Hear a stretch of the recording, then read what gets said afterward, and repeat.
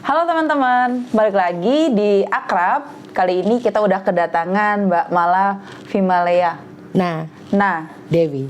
Iya. Dari mana Mbak?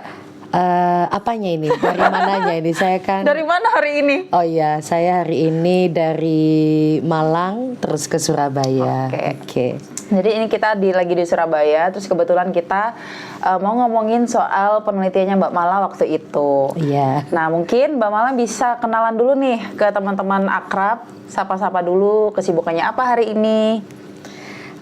Oke, halo. Perkenalkan teman-teman Akrab. Saya Mala.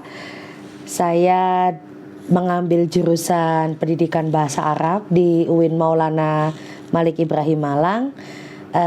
Waktu itu penelitiannya adalah tentang skripsi sih sebenarnya.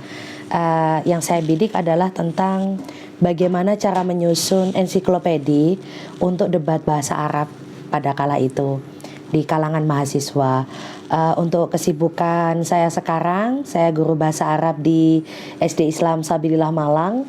Kemudian selain itu juga saya menjadi pembina debat di unit kegiatan mahasiswa seni religi di Universitas Brawijaya sejak 2017 hingga sekarang. Emang Universitas Brawijaya ada seni religi? Ada ya? Jadi meskipun sebra itu, tapi iya, ada religinya ya? Iya, ada religinya. Memang untuk mewadahi mahasiswa-mahasiswa yang mungkin ingin yang dulu mungkin dari latar belakang pesantren, yang ingin mengembangkan seperti apa kesenian-kesenian Islami seperti itu. Jadi ada seni religi. Oke. Iya. Kalau di UB sendiri Mbak itu unit debat ya? Iya. Di unit debat tadi itu semua jurusan atau kayak fokus ke jurusan tertentu aja? Sebenarnya untuk debat bahasa Arab itu sebenarnya di Universitas Brawijaya itu tradisinya karena Universitas Brawijaya itu ikut lomba. Lombanya itu lomba MTQ MN istilahnya, Musabaqah Tilawatil Quran Mahasiswa Nasional, yang diikuti oleh universitas yang itu tertulis dia universitas negeri. Jadi bukan Universitas Islam Negeri. Kita bilangnya PTN, Perguruan Tinggi Negeri. Nah, sebenarnya tradisi itu di setiap universitas negeri pasti ada untuk mengirimkan kafilahnya. Kafilah ya? Kafilah, bahasanya harus kafilah. Arab banget. Arab, karena MTQ. Kafilah tuh apa Mbak? Kafilah itu sebenarnya adalah kayak semacam segerombolan begitu loh. Oke, berarti intinya ngirim pasukan lah ya. Betul. Untuk mengikuti lomba ini. Iya. Gitu. Jadi kalau dibilang terus apakah mahasiswanya itu dari UB itu konsentrasinya di jurusan tertentu? Tidak. Sebenarnya banyak mahasiswa dari UB itu kan latar belakangnya kan banyak, ada yang dari pesantren. Jadi untuk penjaringan minat dan bakat itu biasanya akan ditemukan, oh ternyata dia minatnya ada yang dulu mungkin di pondoknya dia bisa berbahasa Arab, biasa bilingual seperti itu. Jadi di UB ada UKM yang memang untuk mengkhususkan mahasiswa yang ingin berpikir kritis tapi secara kebahasaan juga dia tidak hilang seperti itu. Berarti Mbak Mala fokusnya ke pendidikan bahasa Arab ya? Iya, ngambilnya di pendidikan bahasa Arab. Goalsnya adalah memang bagaimana cara mengajar bahasa Arab seperti itu. Sebenarnya waktu itu tahun berapa Mbak penelitian ini? Penelitian ini sebenarnya kalau dibilang outdated ya pastilah ya, karena ini kan sudah sekitar tahun 2016-17 ya. Publisnya ya? Publisnya. Dan ini juga masih belum saya perbarui lagi seperti itu. Sebenarnya sudah ada seperti itulah masukan-masukan, terus juga dengan kebutuhan-kebutuhan yang harusnya terupgrade seperti itu. Jadi masih belum saya perbarui lagi. Waktu itu kenapa Mbak Mala memilih kayak penelitian ini tuh penting untuk diteliti kayak gitu? Jadi dulu itu trennya adalah di UIN Malang dan juga beberapa kampus-kampus lain itu kan sering ada lomba namanya Gebyar Bahasa Arab. Dan di Sampai sekarang dalamnya atau iya sampai sekarang. Keren ya. Keren sekali, terutama di kampus-kampus UIN itu banyak sebenarnya kayak membuat kayak semacam kayak di UIN Malang itu ada yang namanya Ma'rad atau festival. Ada festival apa namanya Jazirah Arab kalau di jurusan BSA. Kalau di UIN Malang itu ada yang namanya yang di pendidikan bahasa Arab juga ada sendiri. Terus juga di kampus-kampus lain juga ada. Nah, biasanya itu mahasiswa-mahasiswa yang ingin menyalurkan minat bakatnya itu ikutan lomba. Kebetulan waktu itu juga belum ada yang namanya semacam buku panduan. Bagaimana sih sebenarnya debat itu? Terus tata caranya bagaimana? Istilah-istilah yang digunakan seperti apa? Dan saya waktu itu juga terinspirasi dari Qatar Debate. Siapa? Qatar Debate. Oh, Qatar debat Debate di itu Qatar. iya, Qatar Debate itu sebenarnya adalah sebuah lembaga yang didanai oleh Qatar Foundation. Jadi untuk menjaring minat mahasiswa di seluruh dunia, yang dimana ada yang namanya butulah atau turnamen debat. Butulah dalam bahasa Arab. Aku kira butuh lah. Butulah bukan butulah gitu ya. Oke, Gitu. siap. Iya, jadi saya terinspirasi dari situ. Akhirnya saya membuat riset kecil-kecilan. Kalau misalkan saya membuat ini, bagaimana ya nanti impactnya di teman-teman? Bisa nggak dia memakai panduan yang saya buat seperti itu?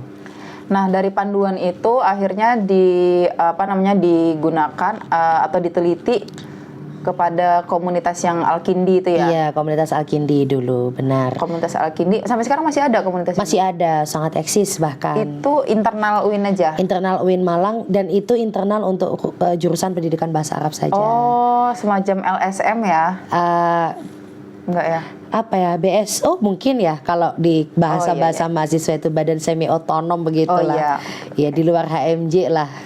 Nah, ensiklopedi ini akhirnya sampai sekarang udah berwujud apa nih? Sebenarnya sudah saya cetak juga. Cuman waktu itu belum sempat saya perbanyak begitu ya. Cuma memang ada beberapa dari teman-teman Al-Kindi pada zaman dulu itu ya. Pada zaman dulu udah kayak artefak. Ya namanya juga tahun 2017 ya, belum saya upgrade sama sekali. Disebut penelitian atau penelitian apa bukan ya. Itu juga ada yang menjadikan buku ini sebagai acuan. Cuman kalau sampai sekarang apakah masih dipakai? Sudah tidak. Karena juga dari saya sendiri juga buku ini belum saya upgrade juga begitu. Apalagi sekarang perkembangan istilah-istilah yang digunakan dalam debat bahasa Arab itu kan semakin banyak. Semakin banyak ya. Sedangkan itu yang saya teliti itu kan ya istilah-istilah dasar-dasarnya saja seperti itu. Berarti rencana memang ada target untuk mengembangkan ensiklopedi ini. Iya, memang ada target untuk untuk perbaikan dan juga lebih baik lagi lah seperti Berarti itu. ada bau-bau mau S2 nih. Mohon doanya ya. Doanya ya, teman-teman. Iya, mohon doanya. Kayak berarti sebenarnya kalau di dalam debat bahasa Arab itu memang kayak kosakata apa sih yang sering digunakan atau kenapa emang itu nggak pernah digunakan di kehidupan sehari-hari atau emang gimana sehingga itu bisa masuk ke ensiklopedi kayak gitu? Jadi sebenarnya istilah-istilah dalam debat bahasa Arab itu kata-kata yang digunakan itu memang cenderung untuk menguatkan argumen. Namanya debat itu kan sebenarnya kan untuk memahamkan orang dan juga menguatkan argumen yang kita punya. Jadi memang kata-kata yang digunakan adalah seperti kami sangat yakin dengan apa yang yang sudah kami teliti, yang sudah kami baca, melihat fenomena. Kata-kata seperti itu kan kurang lebih sama ya seperti debat bahasa Indonesia. Hanya saja ini berbahasa Arab seperti itu. Jadi pasti akan ada banyak perbedaan daripada bahasa sehari-hari. Jadi kata-kata dalam debat itu kan namanya debat itu kan kita harus meyakinkan orang. Maka kata-katanya juga harus yang benar-benar membuat orang itu yakin bahwa argumen yang akan disampaikan itu merupakan yang kuat seperti itu. Berarti di dalam ensiklopedi ini sebenarnya dia tuh kayak semacam handbook. Ya, betul. Buku pegangan untuk orang-orang yang mau debat bahasa Arab. Betul. Entah pada itu waktu dia itu mau bagaimana sih kalau misalkan kita dijatuhkan gitu-gitu ya. Betul. Atau kalau kita mau menguatkan itu gimana. Betul sekali. Oke. Jadi di dalamnya itu ada pengenalan debat. Di ensiklopedia yang saya susun itu ada yang pertama itu kayak pengenalan debat. Sebenarnya debat itu tradisi apa sih? Gitu loh. Emang Jadi tradisi apa? ada. Jadi debat itu kan sebenarnya dimulai dari sejak zaman Yunani kan. Karena filsafat itu jatuhnya dulu dikenalnya di Yunani. Jadi kan kita mengerti bahwa induk pengetahuan adalah filsafat. Dengan kata tanya kenapa bumi ini ada. Dari situlah para filosof kan akhirnya berdebat. Kemudian ada sekolah-sekolah debat juga. Kenapa kamu di Yunani. bertanya? Sering banget dosenku ngomong. Iya itu nggak boleh ya boleh karena ya. karena memang hak manusia itu adalah bertanya. Betul. Kenapa? Karena dari situlah eksistensi manusia itu ada. Saya berpikir maka saya ada. Itu dari mana? Aristoteles? Bukan, itu siapa? kayaknya cogito ergo sum itu siapa ya? Kok saya lupa tiba-tiba. Ini pokoknya. Iya. Nah, nanti diedit. Oke, berarti sebenarnya debat itu udah sejarah panjang dari Yunani. Iya. Terus akhirnya itu kenapa tiba-tiba kayak debat bahasa Arab itu kenapa? Kan Emang juga- nggak ada debat bahasa Inggris, harus Arab banget nih. Oh, gitu. Atau kayak debat bahasa Indonesia lah gitu loh. Kenapa harus debat bahasa Arab? Kenapa? Karena begini teman-teman, asal teman-teman tahu bahwa madhab-madhab yang ada di dalam ilmu Islam ya yang kita pelajari, bagaimana kita mengenal Tuhan, wujudnya seperti apa, itu kan sudah ada, bisa ada. Apalagi saat muncul 4 madhab yang kita kenal sekarang, itu kan ada karena tradisi debat itu juga. Sebenarnya di kita sebagai umat Islam itu tradisi debat, tradisi untuk untuk duduk melingkar, mempertanyakan sesuatu, menghasilkan sesuatu, memperdebatkan sesuatu itu sudah lama. Bukan debat kusir ya.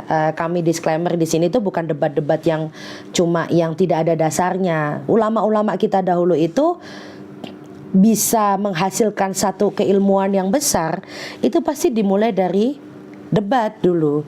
Entah itu debat dengan gurunya, debat dengan muridnya, atau mungkin dia debat dengan masyarakat, dan kemudian muncullah suatu keilmuan yang baru. Ya berasal dari mana ya? Dari debat itu. Tradisi Arab, kita mengatakan Arab itu kan karena memang Islam itu kan memang turunnya di sana seperti itu. Gimana cara turunnya, Mbak? Ya turunnya itu kan pakai tangga. Oh ya, kita mengatakan turun itu kan kalau secara literal kan tidak bisa turun yang pakai tangga gitu kan ya. Sudah tahu lah. Agak serius aja. Agak serius ini. Oke. Kalau untuk isu-isunya debat biasanya itu emang isu apa sih, Mbak? Begini, kalau di lokal di sini, ketika dulu awal saya meneliti itu, isu-isunya masih isu-isu seputar lokal dulu. Lokal itu artinya Indonesia saja. Contoh kayak banjir Misalnya kayak gitu. isu misalkan bolehkah pasangan LGBT itu mengadopsi anak? Nah, seperti itu. Lebih ke ini ya, lebih ke hukum Islamnya ya? Atau Tidak harus sih, tidak harus hukum. Nah, oh ya, saya lupa. Debat itu juga dibagi dua. Oke. Debat yang kalau di bahasa Arab itu dibagi dua, karena kebetulan saya juga pernah aktif di debat konvensional, yang artinya debat tidak boleh memakai dalil Al-Quran, karena kalau misalkan kita memakai dalil Al-Quran itu mati. Argumen mati kita gimana? pasti akan mati. Karena itu tidak ada kelanjutan gitu ya. Jadi Iya. kayak seakan-akan ya udah berhenti di situ. Misal, misal seperti ini, saya angkat satu judul nih. Ini kalau bedanya debat konvensional dengan debat yang debat kandungan ilmiah Al-Quran. Jadi ada 2 model. Nah kalau debat konvensional bahasa Arab itu biasanya begini. Ada judul yang misalkan di masyarakat kita nih lagi rame. Kalau nggak salah dulu sekitar tahun 2016 ini itu sempat ada isu penghapusan kolom agama di KTP. Itu diangkat waktu itu jadi mosi debat. majelis ini menyetujui penghapusan kolom agama di KTP. Kalau misalkan debat konvensional ini dimasukkan di situ adalah sebuah dalil untuk menguatkan argumen, dalil yang disindir Al-Qur'an dan dalil hadis, ya kita pasti akan mati karena tidak ada keberlanjutan. Tapi kalau misalkan kita debatnya konvensional, kita akan mudah sekali dilihat dari berbagai macam sisi. Karena debatnya itu bertujuan untuk memahamkan para pemirsa dan juga memahamkan juri juga, karena ini sifatnya adalah lomba, maka ya cara menggiringnya juga harus yang benar-benar detail. Nah, seperti waktu itu dapatnya pro. Ini pengalaman saya jadi mahasiswa, dapatnya pro. Apalagi kalau pro itu kan harus membangun sebuah kerangka berpikir ya. Kita setuju dengan penghapusan kolom agama di KTP. Wah, ini kalau misalkan kita nggak benar-benar ngerti nih, pasti akan memicu kontroversi. Oh, kamu berarti mau menghapuskan identitas dia? Agama itu kan hak asasi manusia. Coba kalau kita tahu secara undang-undang nih ya, emang agama di Indonesia yang resmi itu kan 6. Tapi kan ada juga yang tidak bisa memeluk agama yang resmi itu karena dia sudah memegang teguh tradisi nenek moyangnya mereka. Salah satunya di Bromo, di Tengger. Ada juga yang Keharingan, yang ada di mana itu, di Kalimantan gitu kan ya.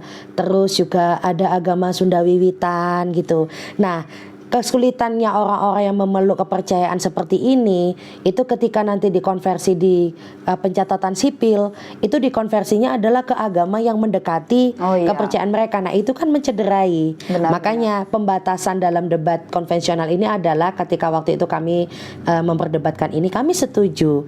Setuju itu artinya apa? Bagi orang yang tidak memeluk 6 agama resmi di Indonesia, maka cukup dikasih tanda strip saja. Toh juga mereka minoritas seperti itu loh. Ya kalau ada yang mengatakan hak asasi manusia dan lain-lain, ya daripada kita mencederai keyakinannya dia yang sudah dia pegang kuat-kuat, ya lebih baik dikosongin aja dulu sampai nunggu regulasi pemerintah bagaimana. Nah, seperti itu. Itu kan juga kalau misalkan di debat konvensional, kalau kita nggak main dasar yang kuat, logika, kemudian bagaimana sisi-sisi kayak sisi psikologis, sisi ekonominya, sisi sosial, kalau nggak diangkat kita nggak akan bisa debat sih, seperti itu. Kalau dalam ensiklopedia ini berarti juga ngebahas soal kita harus ngeliat lawan atau gimana? Oh iya benar, salah satunya adalah di situ juga kita menjelaskan bahwa ini bedanya debat ini sama debat kusir itu bedanya adalah kita salahkan itu hanya pola pikir, jangan orangnya. Makanya kalau dalam adabul munadharah, adabnya debat itu, misal aku debat sama Mbak Khadijah nih ya, aku nggak suka Mbak Khadijah, gesturnya Mbak Khadijah seperti itu, kemudian aku mengkritik, kamu gesturmu tuh kayak nggak suka. Itu nggak boleh, karena itu sudah masuk ke ranah yang bukan yang kita perdebatkan. Kalau kita akan masuk ke ranah emang dia tuh secara fisik gini, akhirnya melenceng dari esensi yang harus kita perdebatkan seperti itu. Nah, itu kan artinya dia tidak dewasa. Nah, itu juga ada salah satunya saya masukkan di situ adabul munadharah seperti itu. Oh iya, tadi kan yang debat konvensional. Nah, satu lagi ada debat kandungan ilmiah Al-Qur'an, itu kita membahas ada satu isu di dalam di dunia, isu-isu yang ada beredar di masyarakat, kayak misalkan isu tambang dan lain sebagainya. Kalau dalam kacamata Al-Qur'an dan hadis itu seperti apa? Mungkin kalau misalkan setuju dengan tambang karena tambang itu untuk kemakmuran manusia. Sesungguhnya Allah menciptakan tanah, air, udara, gitu, ada dalilnya. Nanti kita bukan asal comot dalil, tapi kita juga harus mempelajari isi tafsirnya. Begitu juga dengan kontra, ketika untuk konsesi tambang, bahwa itu akan merusak sekitar sekitar. Apa dalilnya? Dharul fasadu fil barri wal bahri. Ya, seperti itu. Biasanya kalau misalkan debat kandungan ilmu Al-Qur'an itu lebih banyak digunakan di MTQ mahasiswa nasional yang diikuti oleh perguruan tinggi negeri, seperti itu. Berarti yang debat konvensional dan debat Debat ilmiah Al-Qur'an itu memang udah diumumkan di kayak misalkan aku yang ngadain lomba nih. Ini debatnya debat konvensional gitu. Iya, Atau betul. ini debatnya debat ilmiah gitu. Betul. Berarti itu udah diumumin ya. Sudah diumumkan. Terus kalau misalkan isu-isu ini kayaknya nggak ada perbedaan ya antara konvensional sama yang ilmiah, tergantung kita mau bahas dari sudut pandang mana gitu aja nggak sih? Betul, iya. Kalau misalkan di konvensional kan biasanya kalau di debat itu kan ada kayak semacam peraturan. Peraturannya misalkan tidak boleh memakai dalil nakli. Dalil nakli itu biasanya kayak yang diambil dari Al-Qur'an, hadis atau usul fiqh gitu, karena otomatis akan mati. Jadi yang diperbolehkan adalah kuatkan argumenmu dengan fenomena sekitar, undang-undang, mungkin penguatan dari tokoh masyarakat seperti itu. Tapi kalau misalkan debat kandungan ilmiah Al-Qur'an, itu kita bisa ngambil dari Al-Qur'an, ada hadis, bedahnya pakai usul fiqh, terus kemudian istimbatul ahkamnya bagaimana, tafsirnya bagaimana, itu bedanya seperti itu aja. Sudah paham teman-teman akrab? Agak pusing nggak? Lumayan sebenarnya ya. nanti ini akan masuk ke nanti kita akan upload itu pada bulan Ramadan. Jadi memang sebenarnya pas banget kalau kita ngomongin soal debat bahasa Arab. Oh iya, kayak betul. gitu teman-teman. Nah, kalau debat bahasa Arab di Indonesia sendiri itu fenomenanya kayak gimana, Mbak? Kayak misalkan dia itu biasanya berlangsung pada momen-momen apa? Oh iya, biasanya untuk jadwal-jadwal debat ya kayak semacam festival-festival itu biasanya paling banyak itu yang saya lihat sampai sekarang nih ya, itu kalau saya lihat itu biasanya Udah pertengahan hilalnya. Jadi pertengahan tahun biasanya. Pertengahan tahun maksimal bulan November. Desember itu ada, Desember itu pun ada, tapi pun juga tidak sebanyak peminat di bulan-bulan yang mulai range-nya mulai dari Juli sampai November itu. Ya kan mungkin siapa tahu ke depan ada hari Arab nasional gitu, atau hari debat nasional. Ada sih sebenarnya, sudah ada. Emang kapan? Jadi hari bahasa Arab internasional ya, itu tanggal 18 Desember. Oh. Jadi baru tahu. tanggal itu tuh merupakan tanggal di mana bahasa Arab itu diakui sebagai bahasa yang digunakan di PBB. Sebenarnya lebih secara seperti itu. internasional bisa ya? Biasanya akan banyak sekali semacam festival-festival. Nah, salah satunya debat bahasa Arab itu juga dilombakan, dan juga ada yang namanya lomba tahunan. Lomba tahunan yang diadakan oleh Qatar Foundation yang sekarang dikenal dengan Qatar Debate itu. Itu terbuka untuk umum atau? Terbuka untuk umum. Mbak Mala udah nyampe mana debat? Masih di sini saja. Masa? Ada teman-teman yang memang dia update sekali di Qatar Debate. Pada akhirnya dia mengirim delegasinya sampai ke sana. Termasuk UIN Malang, UIN Jakarta, terus kemudian UIN Jogja, UII, seperti itu. Anak didiknya Mbak Mala nih aku sekarang. Oh, anak didikku ya sekarang ya. Nyampe Oke. mana udahan? Karena kita masih merintis ya di UB itu, jadi Perintis bos. masih merintis ya. Ya alhamdulillah terakhir itu MTQ di Aceh. Oh Aceh, udah skala nasional ya? Alhamdulillah juara 1. Yes, kalau untuk pendapatan piala nih ya juara 1 di sana untuk MTQ dalam sejarah UB. Belum pernah, karena ya biasanya UB itu lebih mengedepankan yang pasti itu kan kayak kiroah, terus kemudian hifdil, khot begitu. Hifdil apa? Hifdil menghafal Al-Quran. Hifdul Quran. Khot MHQ. itu ini ya teman-teman nulis bahasa Arab, nulis indah, bahasa kaligrafi Arab. indah seperti itu. Oke, kita balik lagi ke penelitiannya Mbak Mala. Penelitiannya Mbak Mala ini kan dia menggunakan teori atau metodenya, aku nggak tahu nih, Borg dan Engel. Itu gimana maksudnya? Borg Engel itu sebenarnya adalah penelitian yang yang ada step-stepnya seperti itu. Stepnya itu kalau nggak salah sekitar ada 6 atau 7, banyak. Jadi stepnya itu kayak ada identifikasi masalah terlebih dahulu. Itu untuk penerapan ini ya, penerapan, Untuk penerapan buku ajar pembuatan. atau ini Iya, ya, betul. pengembangan ya bahan mengajar ya. Betul, R&D lah, Research and Development. Oke, Nah, oke. memang kalau nggak pakai ADIE tulisannya, kalau nggak Borg and Gal. Oke, berarti itu udah familiar di kalangan teman-teman Iya, pendidikan betul, gitu ya. sangat familiar. Apalagi kalau teman-teman mau mengambil membuat bahan ajar, itu memang selalu memakai itu yang dijadikan pisaunya.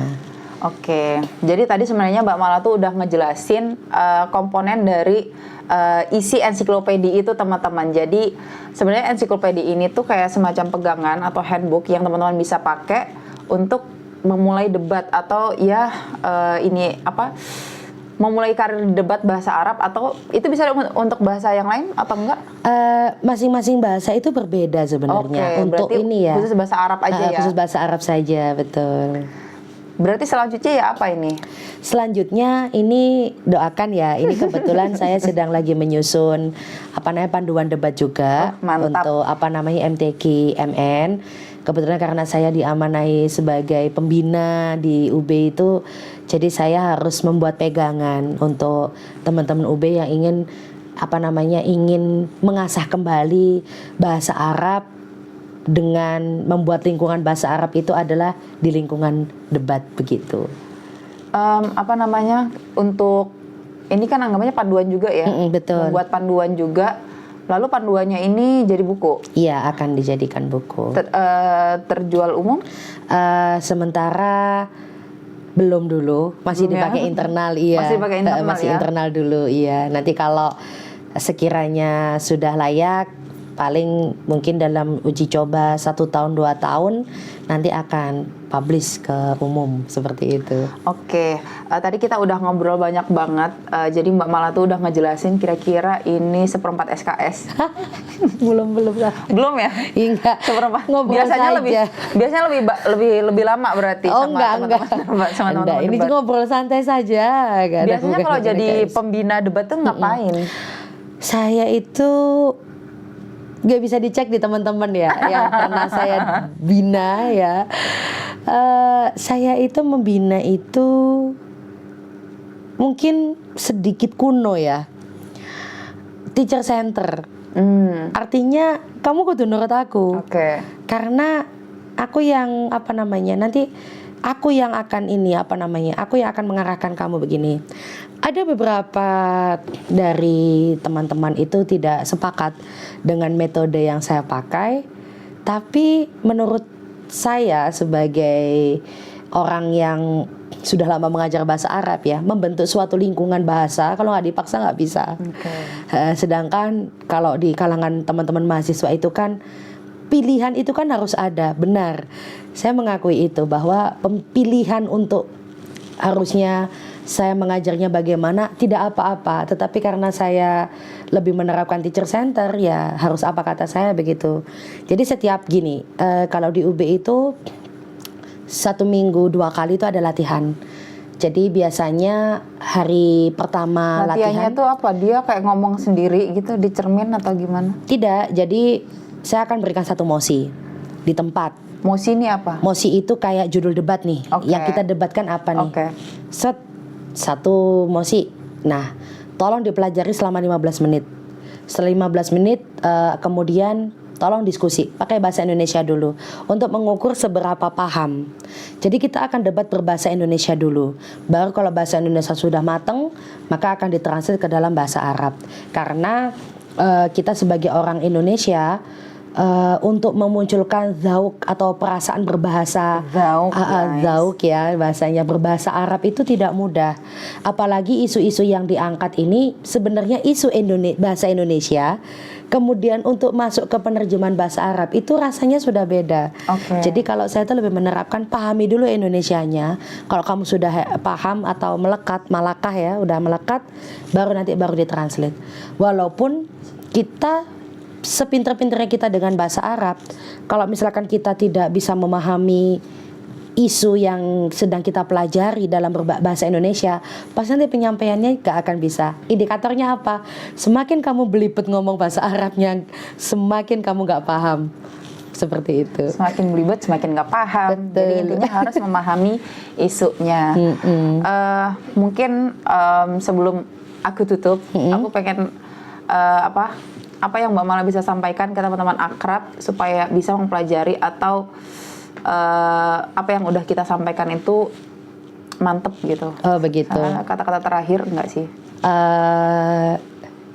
Berdasarkan ini ya, pengalaman pribadi ya dalam penyusunan ini. Kalau teman-teman punya karya, sekecil apapun karyanya, hargai karyamu, publikasikan karyamu. Itu yang pertama. Yang kedua, istiqomah ya. Yang ketiga, jangan takut salah. Udah, itu aja. Kenapa? 3 komponen ini, kalau teman-teman itu banyak mikir, toh orang sekitar tidak akan terganggu. Pikiran itu malah ganggu kita sendiri. Benar-benar. Jadi memang harus emang harus dikeluarkan, harus dituangkan. Kita harus wujudkan ini menjadi karya kayak betul. gitu. Makanya kalau katanya Mbak Khadijah tadi, wah udah lama, iya benar. Kesalahan saya juga karena saya tidak cepat-cepat merevisinya, mempublikasikan secara luas karena pasti ada ketakutan. Jangan ya, Adik ya. Jangan ya, Dek ya. Oke. Tadi kata-kata terakhir dari Mbak Mala, intinya kita harus menguasai diri kita ya intinya, dan juga jangan takut untuk berkarya, intinya kan kayak gitu. Nah buat teman-teman akrab, nanti ini publikasi dari Mbak Mala itu kan berupa skripsi, nanti kita akan taruh di kolom description, jadi teman-teman bisa entah mengevaluasi, entah ngasih masukan, apapun itu. Kita beri kebebasan buat teman-teman kalau mau DM-an dengan Mbak Mala juga, nanti kita taruh IG-nya boleh? Boleh. Oke, kita taruh IG-nya di kolom description juga. Mungkin itu aja, kita ngobrol-ngobrol soal debat dan ensiklopedinya. Kita tunggu publikasi selanjutnya. Terima kasih untuk teman-teman akrab. Harus ada podcast selanjutnya dengan Mbak Mala. Oh iya. Makasih juga. Mungkin itu aja, sampai jumpa.